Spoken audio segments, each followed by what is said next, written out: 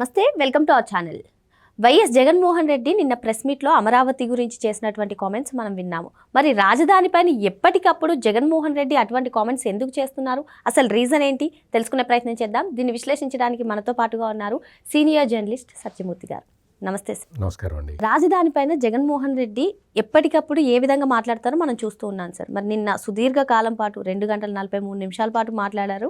మళ్ళీ రాజధాని పైన అదే ఏడుపు అనుకోవచ్చు. ఎందుకు అసలు అమరావతి పైన అంత అక్కసు, ఏం చెప్తారు మీరు? అంటే జగన్మోహన్ రెడ్డికి అంటే కొంచెం ఓడిపోయిన తర్వాత కొంచెం ఆయన కొంత మానసికంగా కొంచెం ఇబ్బంది పడుతున్నట్టుగా కనపడుతున్నది. అందుకనే దేన్ని యాక్సెప్ట్ చేయలేకపోతున్నాడు. అన్ని తప్పులు చెప్తున్నాడు, అన్నీ వచ్చి అబద్ధాలు చెప్తున్నాడు. ఆ అబద్ధాన్ని పదే పదే అదే చెబుతూ దాన్ని నిజమని నమ్మించాలన్న ప్రయత్నం చేసుకుంటూ ఉన్నాడు. నిజంగా కూడా మీరు అడిగిన క్వశ్చన్కి నా దగ్గర సమాధానం లేదు. ఎందుకు అట్ట చెప్తున్నాడు తెలియదు. అంటే ఈర్ష్య అనుకోవాలా, అంటే చంద్రబాబు నాయుడు మీద ఈర్ష్య. చంద్రబాబు నాయుడు మళ్ళీ అతన్ని ఓడించేసి, అంటే 151 సీట్లు వచ్చిన జగన్మోహన్ రెడ్డిని తీసి డస్ట్బిన్లో పడేసి మళ్ళీ చంద్రబాబు నాయుడు వచ్చాడు అన్న ఈర్ష్య, పగ, ద్వేషం, కక్ష, ఇటువంటి పదాలన్నీ వాడచ్చు. లేకపోతే అమరావతిని అసలు ఎందుకు వ్యతిరేకిస్తున్నాడు? What is his problem? ఒక రాజధాని కడతాను అన్నాడు. ఓకే, ఇప్పుడు ఒక రాష్ట్రం అన్న తర్వాత దానికి ఒక బడ్జెట్ ఉంటుంది. ఆ బడ్జెట్లో ఏ డిపార్ట్మెంట్కి ఎన్ని కేటాయిస్తారో నిధులు కేటాయిస్తారు. స్పెషల్ ప్రాజెక్ట్స్ ఏమన్నా టేకప్ చేస్తే ఆ ప్రాజెక్టులకి డబ్బులు కేటాయిస్తారు. ఇప్పుడు ఏదన్నా నీటిపారుదల ఇరిగేషన్ ప్రాజెక్ట్ ఏదన్నా ఉందనుకోండి, నీటిపారుదల శాఖకి నిధులు కేటాయిస్తారు, అందులో నుంచి తీసి దానికి ఖర్చు పెడతారు. నీకు ప్రతిదీ కూడా బడ్జెట్ ఎట్లా ఉన్నదో బడ్జెట్ ప్రకారమే రాష్ట్ర ఆర్థిక వ్యవస్థని నడుపుకుంటూ పోవాలి. బడ్జెట్ ముందర పెట్టాలి అసెంబ్లీలో, అసెంబ్లీ కౌన్సిల్ ఆమోదం పొందాలి, ఆ తర్వాత ఖర్చు పెట్టాలి. నీకు నేను ఇవేవి పెట్టకుండా, అంటే బడ్జెట్ ఏవి పెట్టకుండా నేను మొత్తం డబ్బులన్నీ ఒక చోట పోగేసి నా ఇష్టం వచ్చిన చోట ఖర్చు పెడతాను అంటే కుదరదు. అట్లా వీలు ఉండదు. రాజ్యాంగం అటువంటి వెసులుబాట్లు ఇవ్వదు. ఈ మాత్రం కామన్ సెన్స్ కూడా లేకుండా అమరావతికి 1,00,000 కోట్లు పెడుతున్నారు, 2,00,000 కోట్లు పెడుతున్నారు, 3,00,000 కోట్లు పెడుతున్నారు. ఎక్కడి నుంచి తెచ్చి పెడతారు? బడ్జెట్లో ప్రొవిజన్ పెట్టుకోకుండా ఎక్కడి నుంచి తెచ్చి పెడతారు? ఇంకో విషయం చెప్పాలా, అప్పు తీసుకురావాలన్న బడ్జెట్లో ప్రొవిజన్ పెట్టుకోవాలి. మేము ఎక్స్టర్నల్ బారోయింగ్స్ ఇన్ని తీసుకొస్తాము, ఇంత తెస్తాము. లేదు, ఆర్థిక సంస్థలు, దేశానికి సంబంధించిన ఆర్థిక సంస్థల నుంచి మేము ఇంత అప్పు తెచ్చుకుంటాము, లేదు కేంద్రం దగ్గర నుంచి కొంచెం నిధులు తెచ్చుకుంటాము అని చెప్పి బడ్జెట్లో ప్రొవిజన్ పెట్టుకోవాలి. అప్పుకు కూడా ప్రొవిజన్ పెట్టుకోవాలి. ఇవన్నీ తెలియకుండా, ఇవన్నీ అసలు అతనికి ఆర్థిక వ్యవస్థ మీద కనీసమైన పరిజ్ఞానం, అవగాహన కూడా లేకుండా అంతా నీకు ఏదో చెప్తున్నాడు. ఈ మొత్తం 50,000 ఎకరాలు 60,000 ఎకరాలు సేకరిస్తున్నారట. వాటిని డెవలప్ చేయడానికే 2,00,000 కోట్లు కావాలని చంద్రబాబు నాయుడు డిపిఆర్ ఇచ్చాట. ఏం మాట్లాడతావా? ఇప్పుడు వరకు ఇప్పుడు మొత్తం జరుగుతూనే ఉంది. ఏమి నీకు ఏం బడ్డెన్ పడ్డది? రాష్ట్రానికి ఏం బడ్డెన్ పడ్డది? కేంద్రం డబ్బులు ఇచ్చింది, కొన్ని స్పెసిఫిక్ ప్రాజెక్టులకి ఎక్స్టర్నల్ ఎయిడ్ తెచ్చుకుంటూ ఉన్నారు. ఆ ఎక్స్టర్నల్ ఎయిడ్ కూడా నువ్వేం చేసావు? నువ్వు ఈ లోకల్లో ఉన్న బ్యాంకులు, అంటే మన దేశానికి సంబంధించిన బ్యాంకుల నుంచి నువ్వు స్థలాలు, వైజాగ్లో ఉన్న స్థలాలు, ఆ స్థలాలు, ఈ స్థలాలు, అన్ని స్థలాలు తాకట్టు పెట్టి ఎక్కువ వడ్డీ రేటుకి నువ్వు అప్పులు తీసుకొచ్చి నువ్వు అన్నిది తినేసావు. మొత్తం నేను బట్టలు నొక్కా అని చెప్పావు, మొత్తం అయిపోయినాయి డబ్బులు. అప్పు మిగిలింది రాష్ట్రానికి. ఏమైనా ఒక ఎసెట్ క్రియేట్ చేయగలిగావా? ఇప్పుడు అటువంటి విషయాలు, అటువంటి వ్యవహారాలు ఏమీ లేకుండా నేను ఒక ఎసెట్ క్రియేట్ చేస్తాను, ఇది రాష్ట్రానికి గ్రోత్ ఇంజన్ లాగా ఉంటుంది, ఇందులో కనుక ఈ క్వాంటమ్ వ్యాలీ లాంటివి వచ్చేస్తే ఇది దేశానికే గ్రోత్ ఇంజన్ అవుతుంది అని చంద్రబాబు నాయుడు చెప్తూ ఉంటే నీకు ఆ పాయింటే అర్థం కాదు. నీకు అసలు నీకు అర్థం కావట్లేదా? మరి నీ కంపెనీలన్నీ ప్రాఫిట్లో నడుపుకుంటున్నావు కదా, రాష్ట్రాన్ని ఎందుకు అప్పుల్లో ముంచుతున్నావు? అంటే నీ కంపెనీలకేమో ప్రాఫిట్ వస్తుంది, నీ కంపెనీలు ఏమీ నష్టాల్లో లేవు. ఇంకా మీ నాన్న ఉన్నప్పుడైతే కంపెనీ స్టార్ట్ కాకముందరే మొత్తం షేర్లన్నీ ఎగ్జార్బిటెంట్ రేట్లకు అమ్మేసావు. నీకు అంత టెక్నాలజీ ఉంది కదా, అంటే నీకు అంటే పక్కనోడిని బుట్టలో వేయటంలో, క్విడ్ ప్రోకో చేయటంలో నువ్వు అంత నిష్ణాతుడివి కదా, మరి రాష్ట్రాన్ని ఎందుకు అప్పుల్లో ముంచావు? ఈ రోజున అమరావతి సెల్ఫ్ ఫైనాన్స్ క్యాపిటల్ అని చెబుతూ ఉంటే ఆ కాన్సెప్టే నీకు అర్థం కాదు. నీ సెల్ఫ్ ఫైనాన్స్, ఇప్పుడు కేంద్రం కొంత గ్రాంట్ ఇచ్చింది, ఆ గ్రాంట్ మీద పడి ఏడ్చాడు. ఆ గ్రాంట్ మీద పడి, అంటే ఏడ్చాడు అన్న పదం నేను కావాలనే వాడుతున్నా.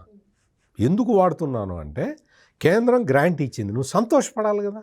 నువ్వు ముఖ్యమంత్రిగా నిన్ను తీసేశారు ప్రజలు, దానికి నీకు బాధ ఉంటే ఉండొచ్చు. రాష్ట్రం అభివృద్ధి చెందుతూ ఉంటే, పోలవరం కడుతుంటే వాళ్ళ పేపర్లో ప్రతిరోజు అది బాగలేదు, ఇది బాగలేదు, అది బాగలేదు, ఇది బాగలేదు, ఇది బాగలేదు, అన్ని అబద్ధాలు. నిజంగా బాగలేకపోతే రాస్తే నేను జర్నలిస్ట్గా అప్రిషియేట్ చేస్తా. అన్ని అబద్ధాలు, అసత్యాలు, ఇవన్నీ ప్రచారం చేసుకుని దాని మీద పోలవరం మీద రాస్తారు. అమరావతి మీద మరి రెండో విడత భూసేకరణ ఎందుకు అంటాడు. నీకు అమరావతి రైతులు వాళ్ళ సమస్యలన్నీ తీర్చిన తర్వాత, సమస్యలు ఉన్నాయి, చాలా సమస్యలు ఉన్నాయి. ఎందుకంటే జగన్మోహన్ రెడ్డి క్రియేట్ చేసిన సమస్యలు అన్నీ ఇన్ని కాదు. వాటన్నిటికీ ఒక్కొక్క దానికి చట్టబద్ధమైన పరిష్కారాలు వెతుక్కుంటూ కూటమి ప్రభుత్వం ముందరికి వెళ్తూ ఉన్నది. అందులో కొంత జాప్యం జరిగిన మాట వాస్తవం. భూములు ఇచ్చిన రైతులు ఇబ్బందులు పడ్డ మాట వాస్తవం. ఆ ఇబ్బందులు ఎప్పుడైతే ఇంకా కాలయాపన జరిగిపోతున్నదో, చంద్రబాబు నాయుడు డైరెక్ట్గా కలగజేసుకొని వచ్చి అమరావతి రైతులతోటి మాట్లాడి వాళ్ళ సమస్యల్ని పరిష్కరించడానికి మినిస్టర్ నారాయణ, కేంద్ర మంత్రి పెమసాని చంద్రశేఖరు, లోకల్ ఎమ్మెల్యే శ్రవణ్ కుమార్ తోటి 3 మెంబర్డ్ కమిటీ వేసి ఆ కమిటీకి చెప్పాడు, మీరు అన్ని రైతుల సమస్యలు తీర్చిన తర్వాత మీరు నాకు కనపడండి అని చెప్పాడు. ఏ ముఖ్యమంత్రి అయినా అటు చెప్తాడా? చిత్తశుద్ధి లేని వ్యక్తి అటువంటి పనులు చేయగలుగుతాడా? చేసిన తర్వాత వాడెవడో ఒకడు కంప్యూటర్ ఆపరేటరు రైతుల దగ్గర నుంచి డబ్బులు తీసుకుంటున్నాడు, ఆయన తీసి ఏసీబీకి పట్టించారు, సస్పెండ్ చేసి అవతల పడేశారు. అంటే ఏంటి అంటే, రైతుకి అట్మోస్ట్ ప్రయారిటీ ఇవ్వాలి. అందులో భూములు ఇచ్చిన అమరావతి రైతులు టాప్ మోస్ట్ ప్రయారిటీ నా ప్రభుత్వానికి అని ఆయన చెబుతూ ఉన్నాడు. దానికి సంబంధించిన పనులు వేగంగా జరుగుతున్నాయి. ఇంకొక వైపు సీడ్ యాక్సెస్ రోడ్డు మొత్తం కూడా ఆ ప్యాచ్ వర్క్ కూడా అయిపోతున్నది. విజయవాడ వెస్ట్ బైపాస్ కంప్లీట్ అయిపోతున్నది. లోపల అమరావతిలో ఇన్స్టిట్యూషన్స్ అన్నీ వచ్చేస్తున్నాయి. క్వాంటమ్ కంప్యూటింగ్కి ఏర్పాట్లు జరుగుతూ ఉన్నాయి. మీరు అక్కడ చూస్తే ఆ బిల్డింగులు అవన్నీ కూడా ఎంత శరవేగంతో పూర్తవుతున్నాయో మనం చూడవచ్చు. జగన్మోహన్ రెడ్డి మొత్తం పాడుపెట్టిన అన్ని భవనాలన్నీ కళకళలాడుతూ ఉన్నాయి. ఇన్ని పనులు అక్కడ జరుగుతూ ఉన్నాయి. ప్రభుత్వం అన్నీ తీసుకొచ్చి, అన్ని ప్రాంతాల నిధులు తీసుకొచ్చి అక్కడేం ఖర్చు పెట్టడం లేదు.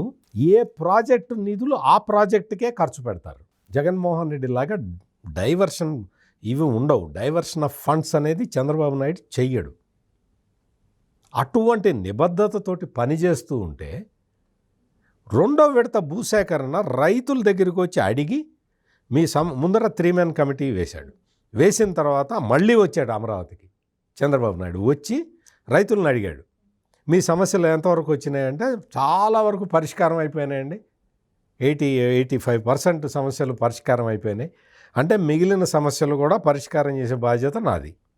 ఇప్పుడు చెప్పండి, నేను రెండో విడత పూలింగ్కి వెళ్ళమంటారా వద్దాం, మీరు ఏదంటే అదే చేస్తానని చెప్పాడు. రైతులందరూ చప్పట్లు కొట్టి రెండో విడత భూ సమీకరణకి మీరు వెళ్ళండి సార్ అని చెప్పి చంద్రబాబు నాయుడుకి పర్మిషన్ ఇచ్చారు. ఈవెన్ ఈరోజు స్వచ్ఛందంగా భూములు ఇస్తామని కూడా చాలామంది రైతులు కథలు వచ్చారు. అసలు మీకు ఎట్లా ఉందంటే, ఇప్పుడు 16,000 ఎకరాలు 16,666 ఎకరాలు సేకరించాలి అంటే 30,000 ఎకరాలు ఇవ్వటానికి రెడీగా ఉన్నారు.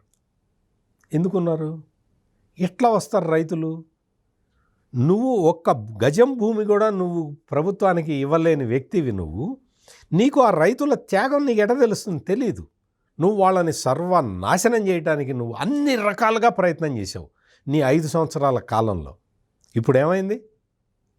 ఈ రోజున నీకు అమరావతిలో రెండో విడత భూసేకరణ జరుగుతుంది. 16,000 ఎకరాలు. ఆ 16,600 ఎకరాల్లో Amaravati railway station, world class railway station కడుతున్నారు. ఒకటి స్పోర్ట్స్ సిటీ కడతారు. తెలుసా జగన్మోహన్ రెడ్డి నీకు స్పోర్ట్స్ సిటీ అంటే తెలుసా? నువ్వు ఆడుదాం ఆంధ్ర అని చెప్పి కుంభకోణం చేయటం తప్ప నీకు ఒక నగరాన్ని నిర్మించటం నీకెట తెలుస్తుంది? అందుకని అమరావతి మొత్తం చట్టబద్ధం కాబోతున్నది. పార్లమెంట్లో కూడా ఆ బిల్లుని ఆంధ్రప్రదేశ్ పునర్వ్యవస్థీకరణ చట్టాన్ని అమెండ్ చేయబోతున్నారు. పార్లమెంటు త్వరలో నిర్ణయం తీసుకుంటుంది. అమరావతి మొత్తం కంప్లీట్ ప్రాజెక్ట్ అంటే మీకు ఇంకొక 2 ఏళ్లలో ఒక షేప్కి వచ్చేస్తున్నది. మొత్తం road linkage, rail linkage, air linkage మొత్తం అన్నీ వస్తున్నాయి. అమరావతి ఈ మళ్ళీ అంటే ఈ దుష్టుల మళ్ళీ అంటే ఇంకా వాళ్ళు పర్మనెంట్గా వాళ్ళు అమరావతిని చూసి ఏడుస్తూనే ఉండాలి. అంతకు మించి వేరే మార్గమే లేదు.